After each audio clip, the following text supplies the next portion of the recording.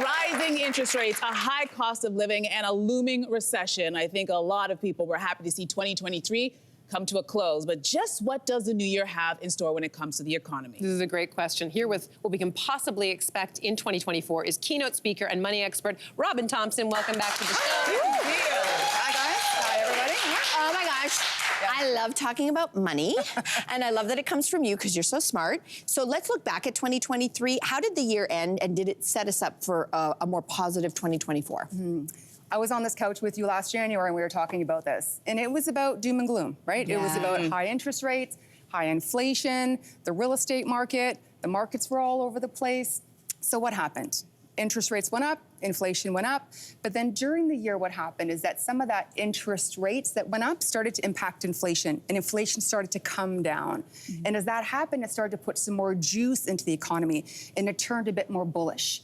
And we actually ended the year, end of the year up 8% on the S&P TSX. Wow. So messy in the middle. We're not out of the woods yet, but we're definitely moving in the right direction. Good. All right, well, you're going to put us to the test, Robyn, and give us some scenarios about the economy, and we'll have to guess if they're true or false. Let's start with a word that we've all been worried about. It's the R word, recession.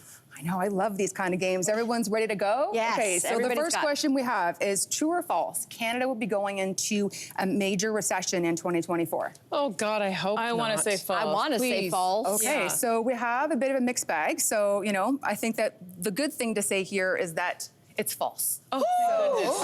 Yeah, all right. So it's false. So what we're pointing to in the markets is a minor recession. And what that means is we'll have a bit more of a soft landing. When we take a look at where interest rates are and where inflation is, inflation needs to be around 2%. When it's at the 2% level, then you're still leveling off in the economy. So when we take a look at recessionary fears, what recession means is that there's a slowdown in the economy. We need the economy to slow down in order to bring down inflation. Because when inflation comes down, interest rates come down. And we all know interest rates have been really difficult for a lot of Canadians with high payments coming out, right? So it's, you know, we're not going to have a hard recession, a soft one, and we'll probably see it turn towards the end of the year. Okay, you started touching on this, but what role, when it comes to a recession, what role does inflation play? What should we know about inflation for 2024? Yeah, so inflation is the target rate for the Bank of Canada that keeps the economy in a neutral level. Okay. That rate is 2%. We ended 2022 at 6.84%. It was huge. Ended 2023 at 3.4%. Wow. So we're seeing that number start to come down. The target's 2%. So until interest rates and inflation come into line, so 2% inflation, interest rates will continue to remain high. Bank of Canada, Federal Reserve have said we will not touch rates, interest rates. We will not move them or cut them until we believe we are at a sustainable level with inflation for an extended period of time. And they've said if inflation goes up, they're not going to hesitate to raise rates either. So we're in that place where we need to have that slow landing so that we can manage interest rates and inflation at the same time. Okay, let's stick with interest rates. Yes. That's your next question for It us. So true or false? Do you think interest rates are going up in Canada this year? I do. I'm going to be hopeful. I'm putting this energy out. Okay, so we hopeful. see a lot of true in here, actually, to be honest. And again, this comes back to inflation. If we can keep inflation under control, then interest rates will either stay where they are or start to drop. I think we're going to start to see interest rates start to drop towards the end of the year. But anything can happen. And most things that happen in the economy and the marketplace happen when they're unknown. You can't see that they're happening. So I think that you're going to start to see interest rates start to fall, but we'll have to wait and see what happens with the markets. Okay. Okay, all right. So for some, cost of living includes a mortgage. So do you have a true or false for that? I do have a true or false. So should you be renewing your mortgage this year in 2024? Yes or no? Oh, that's a trick question. Okay. I don't know. So we have a lot of false here, and I think that means that we're obviously paying attention, which is wonderful news to hear. So when it comes to renewing your mortgage, it depends. 6 in 10 Canadians are going to have to renew their mortgage this year. So when you look at that number, you have to ask yourself, if I think interest rates are going to drop in the latter part of the year, you know, hopefully my mortgage comes up towards the end of the year and rates are lower. Yeah. If I have to renew right now and rates are higher and you are in a fixed rate for a long time, what do? How do you afford your mortgage? So there's two parts to that conversation. I think if you're looking at mortgages and you can't afford the mortgage because the rates are too high, you need to start having some proactive conversations with your mortgage broker and your lender You don't want to be at the nth hour trying to figure out how am I going to go from a low rate to a high rate. I do not recommend the prayer and hope method. Typically, it is not a great method. So you can look to extend your mortgage. You can look to different terms, so either a blending term. You can also take a look at skipping a payment. If you have a prepayment built into your mortgage contract, you might be able to use that as a skip payment. You can use an amortization where you lengthen the mortgage. But that's going to mean you're paying more interest over the life of the mortgage. So lots of questions to ask, but it really comes down to affordability. Affordability and cash flow is what's going to determine the best use of your money, because you never want to default on a mortgage payment. Ooh, no, you don't. You don't. So you need to get in front of it. Did you say 6 in 10 people are renewing their mortgage? Yeah. That's a lot of people. That's a lot of people. Okay, talk to your people about that. Let's talk about the stock market next in the next question. And where are we going with that? Do we think that the stock market is going to have a good year in 2024? I think that's a trick. I think that's a trick. I think that's a trick question. I'm going to go back. I'm going to be hopeful.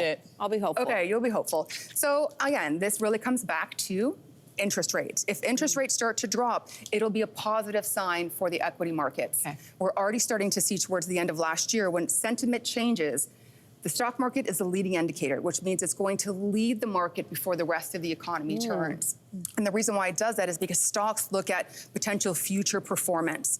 So when we take a look at stocks, we have to understand they're looking forward to the future. So we're likely to see the market turn before. I think we're going to have a bullish year in the market. I think it's going to be a great opportunity to buy into some stocks, but there's a few things that are happening this year that could kind of cause a little bit of turmoil. Number one, we have the U.S. presidential election happening in the U.S. Let's say there's an election. So when U.S. elections come, there's a lot of volatility that happens in the market. People start to become afraid. But one of the things to note is that 19 out of 23 election years, as measured by the S&P 500 in the States, were positive for the markets. So 83% of the time in election years, we had positive markets. That's great to know. Which is really great to know. And just to be clear, bullish means that Means it's that positive. we think it's positive for the market. And bearish is Means where that it's we think negative. It's going to fall down. And then we have AI. AI is pushing the markets forward. So artificial intelligence has been a huge factor for the stock market. Those big companies, the Magnificent Seven, they call them. So Apple, Amazon, Alphabet, which is Google, Microsoft, Meta, and Tesla and NVIDIA. They are, last year, they did 111% on average, whereas the S&P 500 only did 24%. Wow. So huge technology, huge innovation. I think we're going to continue to see that. And with all of this said, no one actually really knows where the stock market is going to go. No. So my advice to you is to invest small amounts continually over time into the market.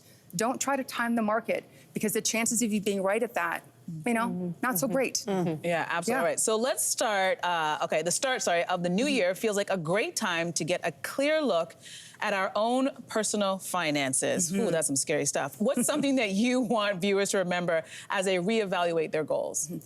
The key word there is goal. And when it comes to money, money is meant to do something for you. So what is the goal for your money? So put together a goal plan. Actually take out a piece of paper, write it down.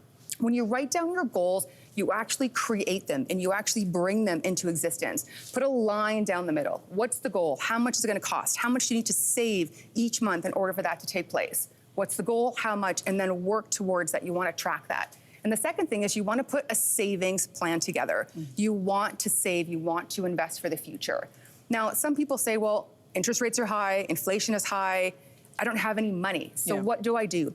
Start small. Even if you're just doing $50 a week, $200 a month, over a period of 25 years at a low interest rate of 4%, which is low risk, it's going to be more than $100,000. Wow. So small, steady movements over time. That's the key.